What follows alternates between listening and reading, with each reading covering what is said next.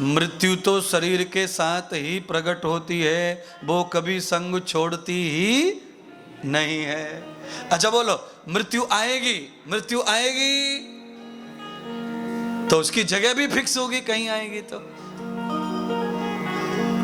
पर मृत्यु काली होती है, काली। मृत्यु का रंग कैसा होता है? काला।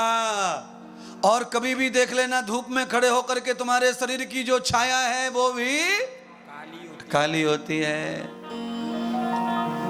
छाया में कितनी भी चप्पल लगा, उसका कोई अपमान होता? तलवार मार दो, कटती यही भगवान कृष्ण गीता में कहते हैं, नैनम छिद्रन्ति शस्त्राणि। आहा, भगवान कह रहे हैं कोई तलवार नहीं काट सकती मृत्यु, अग्नि जला नहीं सकती। आप अपनी छाया पे अंगार डाल दो, जलेगी नहीं। वही मृत्यु है जो तुम्हारे जन्म के साथ ही फिक्स हो गई है, तुम्हारे रोम रोम में बसी है। अगर मृत्यु किसी डेट में आए तो सिर में से बाल रोज क्यों उखड़ते हैं बताओ? बोलिए ना। बाल उखड़ने का मतलब होता है डेड होना। जो बाल मर जाएगा वही उखड़ेगा कंघी से, जो बाल नहीं मरता वो कंघी से उखड़ने वाला।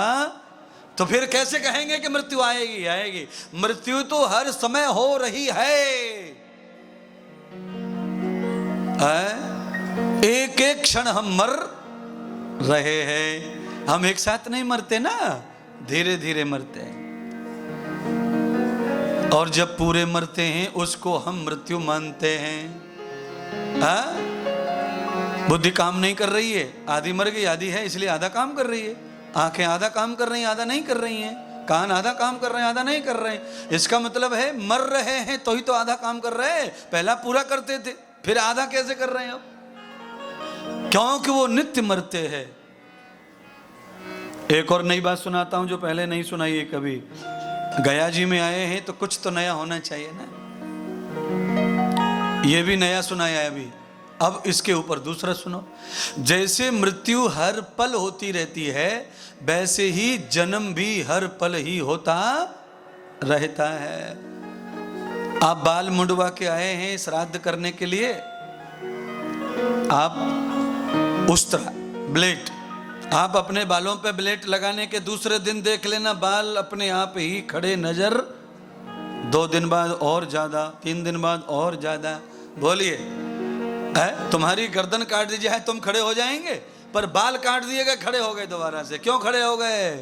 क्योंकि वो पल पल जीवित भी होते रहते हैं। इसीलिए इंसान हर पल मरता है और हर पल जिंदा भी होता है।